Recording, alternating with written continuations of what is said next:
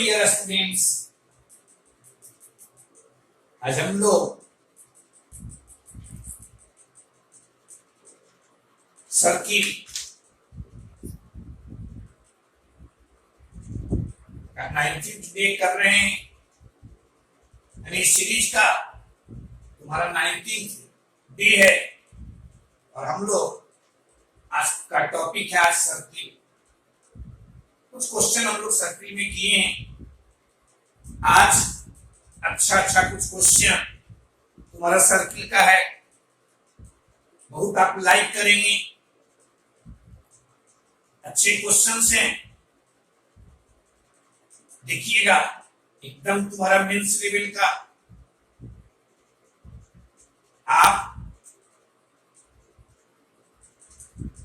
इसे आसानी से बना देंगे यदि थ्योरी का कंसेप्ट तुम्हारे पास हो।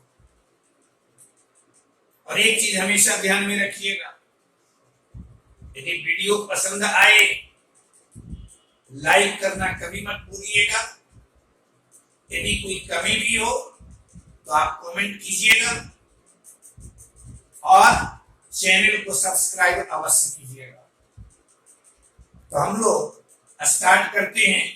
क्वेश्चन नंबर 1 देखो तो, number of integral values of beta for which the chord of the circle है तुम्हारा x square plus y square equal to 125 passing through the point P at beta get bisected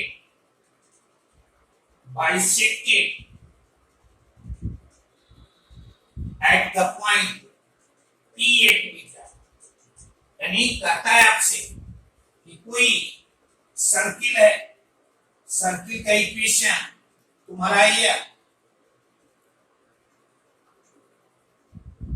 और कोई point है तुम्हारा P at beta, इससे एक cord पास कर रहा है और वो कॉर्ड इस पॉइंट पर बाइसेक्ट भी हो रहा है। देखिए ऐसे सीधे कहता कि कोई कॉर्ड इस पॉइंट से पास कर रहा है तो एक पॉइंट तुम्हारा बाहर भी हो सकता था, लेकिन जैसे ही आपसे कहा ये पॉइंट, इस पॉइंट पर कॉर्ड तुम्हारा बाइसेक्ट हो रहा है, इसका मतलब है कि पॉइंट पी तुम्हारा सर्किल के इनसाइड है। ये मान लो तुम्हारा क्वाड है ए बी और इसका मिड पॉइंट है P at beta. Mid point circle के इक्वेशन से स्पष्ट है, इसका सेंटर है ओरिजिन। क्लियर है? अब देखिए आप पढ़े हैं, ये इसको मिलाए, ये तुम्हारा 90 डिग्री। आपसे पूछ रहा है कि बीटा का मान क्या हो। बीटा का यानी बीटा का वैल्यू इंटीग्रल होना चाहिए, स्लोप तुम्हारा इंटीग्रल होना चाहिए। इस कॉर्ड का स्लोप इंटीग्रल होना चाहिए। अब गौर से यहां देखो, slope of OP, slope of OP तो आप लिखेंगे beta by A. Slope of यदि हम लेते हैं ए बी तो यह तुम्हारा माइनस 8 बाई बीटा। और आपसे कहता है कि यह स्लोप इंटीग्रल होना चाहिए। ये कब संभव है? इंटीग्रल तुम्हारा होगा जब बीटा का मान प्लस माइनस 1 होगा। बीटा का मान तुम्हारा प्लस माइनस 2 होगा। 3 हो सकता है? नहीं, 8/3 मिल जाएगा। यानी बीटा का मान प्लस माइनस 4 हो, बीटा का मान प्लस माइनस तुम्हारा 8 हो। क्लियर है? बीटा का मान प्लस माइनस 16 हो, नहीं, बीटा का मान 16 रखेंगे तो ये आ जाएगा तुम्हारा हाफ, यानी यहीं तक। अब इसमें तुम्हें सोचना है, देखो तो ये पॉइंट तुम्हारा इनसाइड है, इट मींस यानी 64, देखो तो 64 प्लस बीटा स्क्वायर, ये माइनस 125, यह तुम्हारा लेस देन 0 होना चाहिए। इन साइड के लिए कंडीशन यही होता है।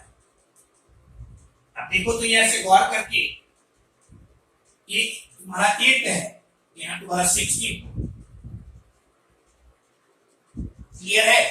अब ये आपको सोचना है, बीटा का मान यदि हम रखते हैं प्लस माइनस 8, तो ये चला गया यहाँ 64, 64 प्लस 64 128, और उसमें से 125 सब्ट्रैक्ट करेंगे, ये लेस देन 0 नहीं मिलेगा।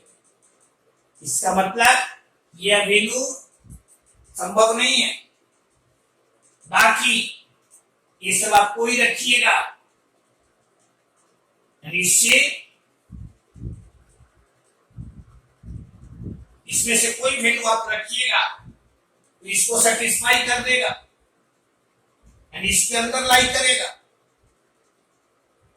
यानी बीटा का कितना वैल्यू, 2 यहाँ, 2 यहाँ, 2 यहाँ, यानी दिस इज योर 6, यानी ऑप्शन बी इज करेक्ट।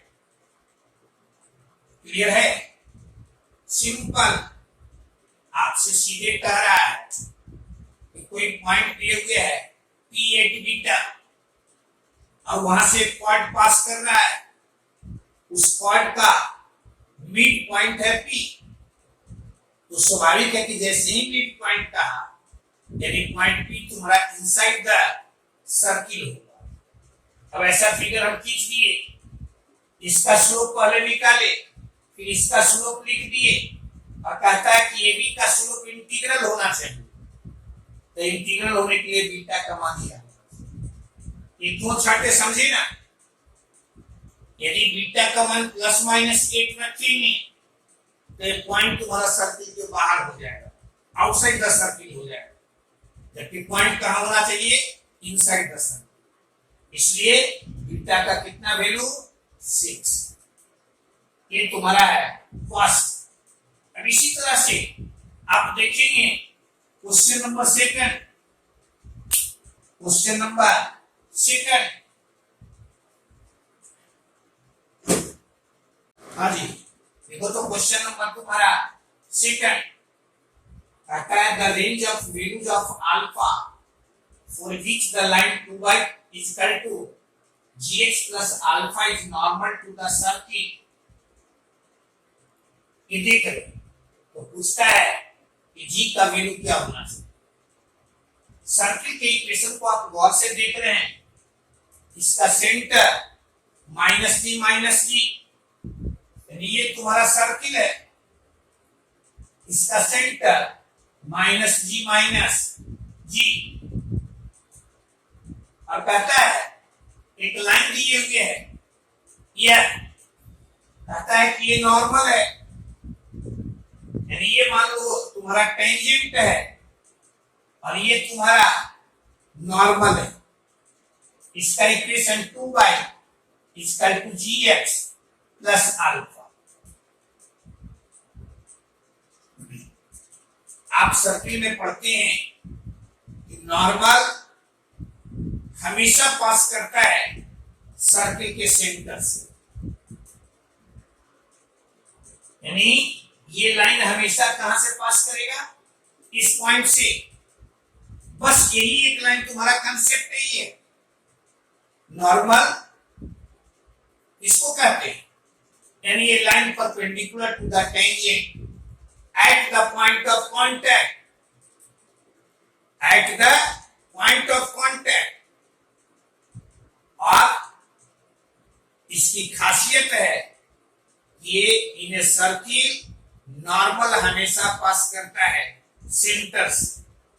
जब ये सेंटर से पास करेगा यानी इस पॉइंट का कोऑर्डिनेट इसे सेटिस्फाई करेगा। तो यहां से लिख सकते हैं -2g इक्वल टू -g² और प्लस अल्फा, और alpha equal to g² -2g।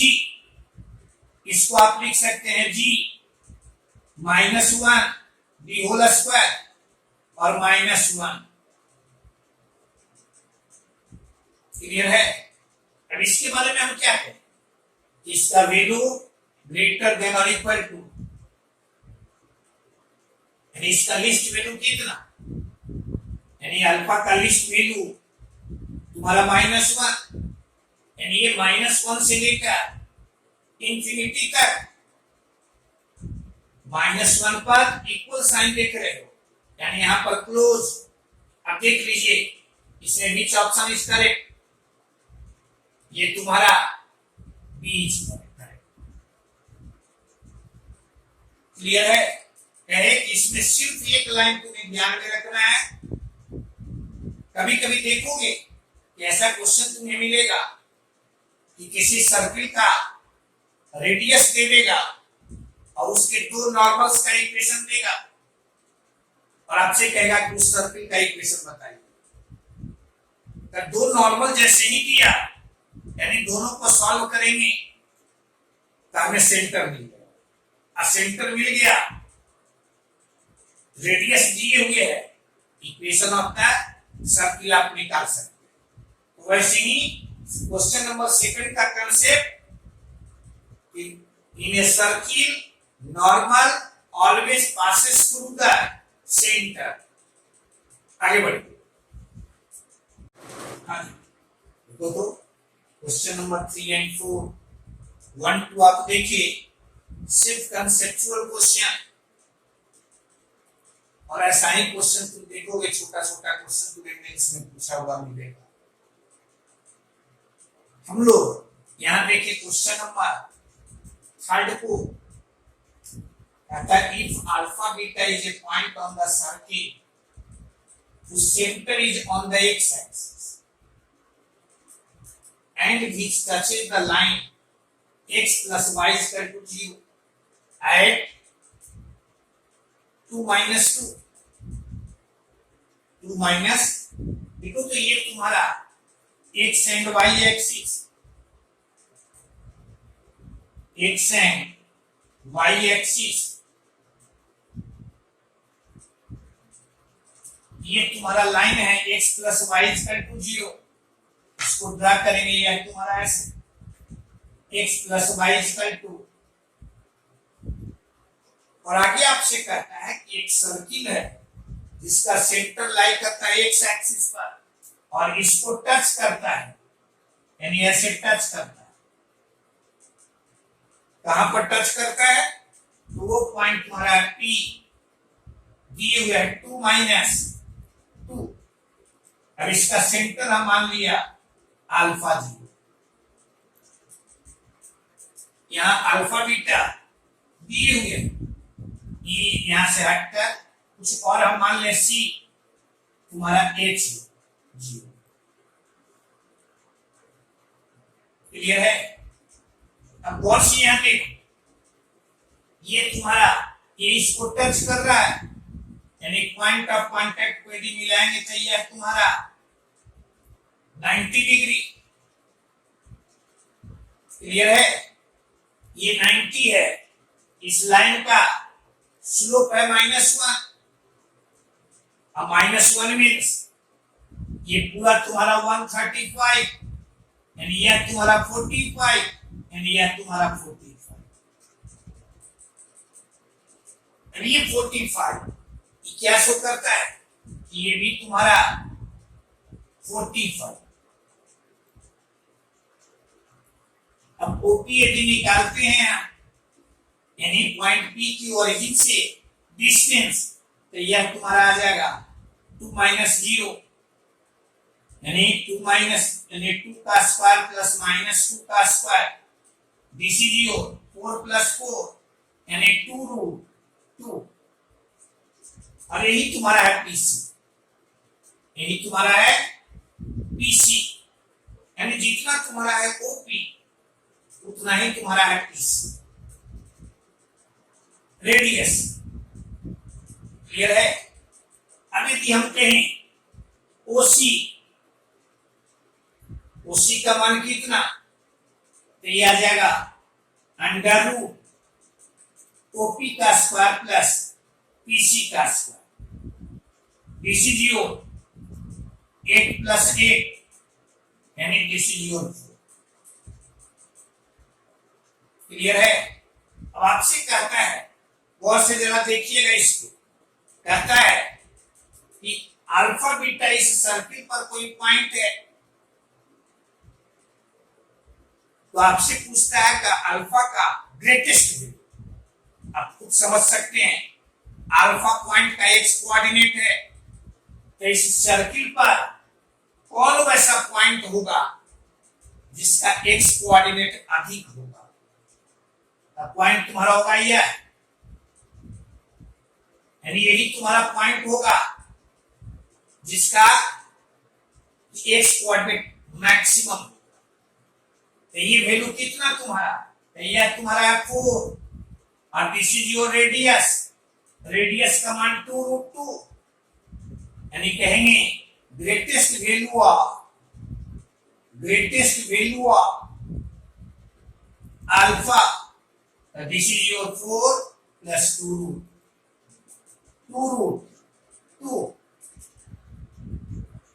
कोई परेशानी भी इसमें? क्या कहे, इस सर्किल पर कोई पॉइंट है तुम्हारा अल्फा बीटा, और आपसे कह रहा है कि अल्फा का ग्रेटेस्ट वैल्यू बताइए। तो अल्फा का वैल्यू मैक्सिमम हमें तभी मिलेगा जब तुम्हारा पॉइंट ये इस पर होगा। इसके अलावा कहीं भी आप लीजिएगा इस सर्किल पर पॉइंट, जैसे मान लो यहां देते हो, तो यहां से देखो एक्स कोऑर्डिनेट तुम्हारा यह मिला, तो इससे इसके एक्स कोऑर्डिनेट से कम मिलता है, यानी पॉइंट कहां होगा, तो ये तुम्हारा ओरिजिन और सेंटर को ज्वाइन करने वाला लाइन जहां पर तुम्हारा सर्किल को कट कर रहा है, वही पॉइंट तुम्हारा मैक्सिमम एक्स कोऑर्डिनेट देगा।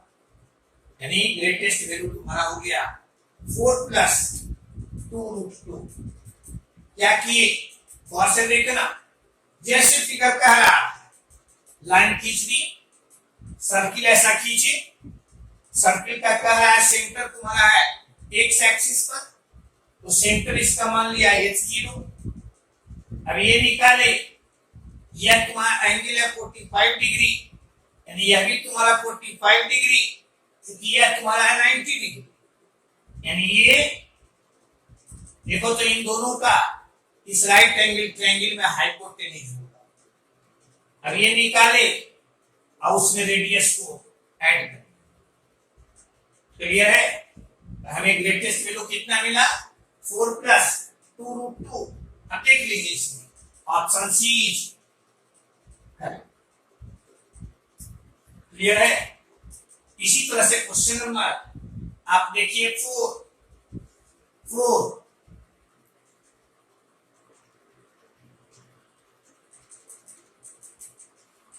में आपसे कहता है ये reason in the xy plane is bounded by the curve here। Curve क्या दिए हुए है, y is equal to under root 25 minus x square। दोनों साइड में डी स्क्वायर करते हैं तो हमें y square is equal to 25 minus x square मिला, यानी इससे आप लिख सकते हैं ऐसा। यह किसका इक्वेशन, सर्किल का, जिसका सेंटर ओरिजिन और रेडियस 5 हो। यह किसका इक्वेशन, सेमी सर्किल का, यानी जो एक्स एक्सिस के ऊपर होगा y हमेशा पॉजिटिव, y कभी भी नेगेटिव नहीं, यानी इस कर्व को खींचेंगे तो एक कर्व तुम्हारा आ जाएगा x डैश हो x और y हो y डैश, यानी ये तुम्हारा ऐसा यानी वैसा सर्किल जिसका सेंटर ओरिजिन हो और जिसका रेडियस 5 हो, उस सर्किल का एक्स एक्सिस के ऊपर का हिस्सा यानी यह नीचे का हिस्सा नहीं, यही y इक्वल टू माइनस रहता तो नीचे का हिस्सा लेते ऊपर का नहीं। यहां देख रहे हो y ऑलवेज पॉजिटिव, यानी नीचे के हिस्से को हमें नहीं लेना। अब कहता है इसमें and the line y equal to 0, यानी एक रीजन कहता है घिरा हुआ है इस सेमी सर्किल से, अब y equal to 0 means x axis, यानी ये portion if the point a plus 1 lies in the interior of the region। मान लो यहां तुम्हारा पॉइंट है, इसका कोऑर्डिनेट है a plus 1, कहता है ये इसके अंदर में है, इसके अंदर में है, यानी इस सर्किल के ये जो सेमी सर्किल है इसके अंदर में है, यानी एक्स एक्सिस से ऊपर, यानी ये जो रीजन आप देख रहे हैं इसमें यह है। तब आपसे पूछता है ए का रेंज क्या होना चाहिए। पहला चीज तो देख रहे हो ये एक्स एक्सिस के ऊपर है, यानी तुम्हारा यहाँ इधर भी हो सकता है, इधर भी हो सकता है, यानी ए पॉजिटिव भी हो सकता है, नेगेटिव भी हो सकता है। ये चूंकि एक्स कोऑर्डिनेट है लेकिन इसका वाई कोऑर्डिनेट चूंकि एक्स एक्सिस से ऊपर है, यानी ये +1 का मान हमेशा ग्रेटर देन 0, यानी ये हमेशा greater than -1, greater than -1। Clear है। अब फिर देखिए आप हमारा ये सर्किल का इक्वेशन यह मिला हमें, अब इसमें इसका कोऑर्डिनेट पुट करके हम देखेंगे तो a² + a+1 b whole square -25। और से देखना चूंकि ये इसके इनसाइड है, यानी इसका मान मिलना चाहिए लेस देन। क्लियर है। आप पढ़ते हैं कि जब कभी भी किसी पॉइंट का कोऑर्डिनेट दिए हुए हो और उसका पोजीशन किसी कर्व के रेस्पेक्ट में निकालना हो, आप पढ़ते हैं कि कर्व की इक्वेशन को इस तरह से लिखिए, राइट साइड में 0 हो और लेफ्ट साइडेड एक्सप्रेशन में पॉइंट का कोऑर्डिनेट पुट कीजिए। यदि एक्सप्रेशन का चिन्ह पॉजिटिव तो कहेंगे point will lie outside the curve. Curve यदि एक्सप्रेशन का चिन्ह नेगेटिव यानी point will lie inside the curve, और एक्सप्रेशन का मान यदि इक्वल टू 0 हो तो हम लोग कहते हैं the point will lie on the curve. यहाँ क्योंकि इनसाइड कह रहा है इसलिए लेस देन 0 लिखेंगे। अब यहाँ से लिखेंगे a² + a² + 2a + 1 - 25, यानी आ जाएगा 2a² + 2a - 24, यानी इससे लिखेंगे a² + a - 12। अब मिडिल टर्म को हम फैक्टराइज कर दें तो यहां से आ जाएगा a² + 4a - 3a, ऐसा, यानी यह तुम्हारा a + 4 × a - 3, यह तुम्हारा लेस देन। क्लियर है। अब यहां से लिखेंगे, देखो तो क्वाड्रेटिक एक्सप्रेशन है, यानी ये का मान लेस देन, यानी ये का मान -4 से greater than but less than 3, यह तुम्हारा फर्स्ट और यह तुम्हारा सेकंड।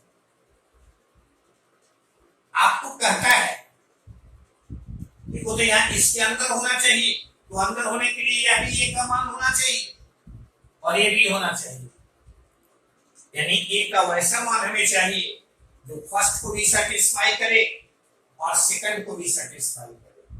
तो फ्रॉम फर्स्ट एंड सेकंड देखो तो एक तुम्हारा ये है, यहाँ है -4, यहाँ -1, यहाँ 3, एक कहता है यहाँ से यहाँ के बीच में दूसरा कहता है यहां से इधर कॉमन हिस्सा, कॉमन हिस्सा कौन है, यानी ये का मान -1 से greater than but less than 3। देख लो विच ऑप्शन इज करेक्ट, तो option C is correct.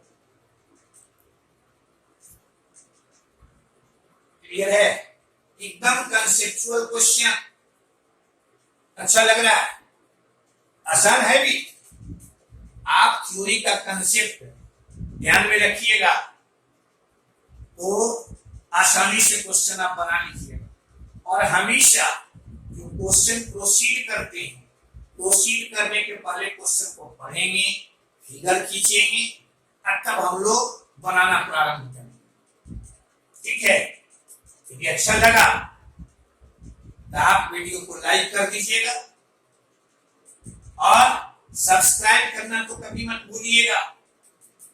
Channel को हमेशा सब्सक्राइब कीजिएगा। यदि सब्सक्राइब किए हुए हैं तो ठीक है, और यदि सब्सक्राइब नहीं किए हुए हैं तो इसे आप सब्सक्राइब कर दीजिए। आगे बढ़िए, देखिएगा क्वेश्चन नंबर तुम्हारा 5 कहता है there are two circles whose equations are, देख रहे हैं पहला जो सर्किल है वह तुम्हारा x square plus y square equal to 9, इसका सेंटर तुम्हारा 0 0, रेडियस ये तुम्हारा 3, और दूसरा सर्किल दी गई है x square plus y square minus 8x minus 6y plus n square. ठीक है, पूछें इसका सेंटर, तो सेंटर तुम्हारा 4 3, रेडियस, तो रेडियस तुम्हारा under root 16 plus 9 minus n square. ये है 16 प्लस 9 माइनस n स्क्वायर, ये तुम्हारा under root 25 minus n square. पहला चीज तो ये सीखिए, ये रेडियस है, ये कभी भी निगेटिव नहीं, कभी भी निगेटिव नहीं, यानी कहेंगे n स्क्वायर यानी 25 माइनस n स्क्वायर ये ग्रेटर देन 0, यानी n स्क्वायर लेस देन 25, यानी n माइनस 5 से greater than but less then 5, यानी यहां से n का मान लिया।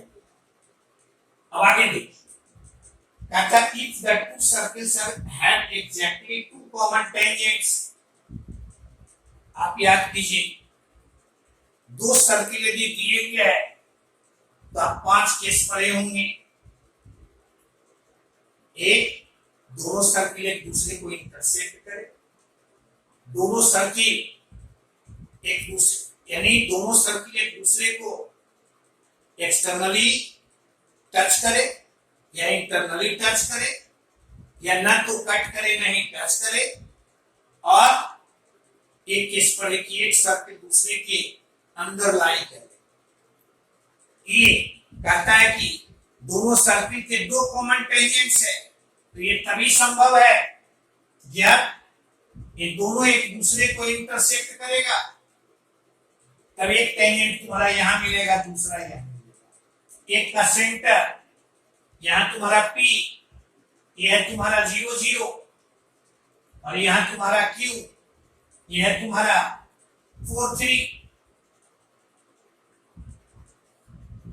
क्लियर है, इंटरसेक्ट करेगा तो वैसी स्थिति में क्या पढ़ें, सेंटर के बीच की डिस्टेंस, सेंटर के यानी पी क्यू तुम्हारा लेस देन